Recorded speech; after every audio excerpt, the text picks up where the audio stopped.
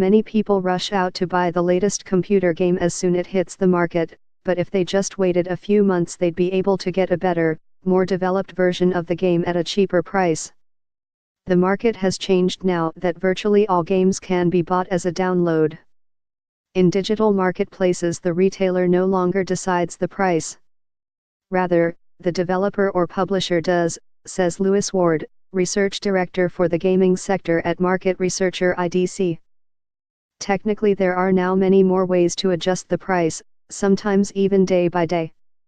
The pioneers in digital sales have been platforms such as Steam and GOG. Even major current titles can be found there for very low prices. The market for console games has also seen more special offers than ever before.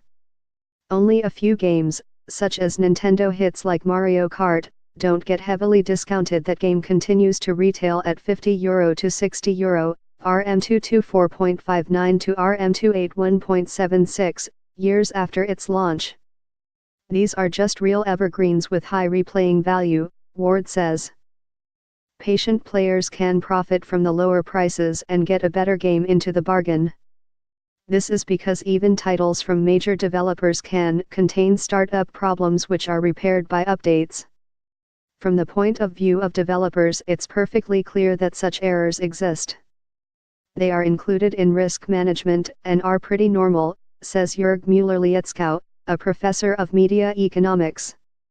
Of course, these are only small errors that don't make the title unplayable, but there are always a few wrinkles. For example, Batman: Arkham Knight hardly ran cleanly on any computer when first released. In the case of Halo, the Master Chief Collection, multiplayer modes mostly didn't work at first. Even error-free games such as the role-playing hit The Witcher 3 are improved over time, and later buyers got a better and more comprehensive game. Waiting a few months means that players can get versions with additional content at a lower price than the original game, often under the title Game of the Year Edition or Legendary Edition. And online role-playing games such as Star Trek Online and Star Wars: Knights of the Old Republic, which previously required a monthly fee as well as the purchase price, are now partly free. So why do people buy games on the first day? Usually because they just can't wait. There are many players with very high expectations, especially for popular series or sports games, says Müller-Lietzkau. They have to have them on publication day. But hype and much praised predecessors are no guarantee that expectations will be fulfilled. One recent example was the highly anticipated space simulation No Man's Sky, which disappointed many players after a short time.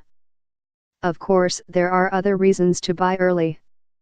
For example, because you want to join in, says Müller-Lietzkau. For some titles such as Dark Souls, the communal exploration of the game is part of the fun. That's only possible when the game is first released and large parts of it are still unexplored.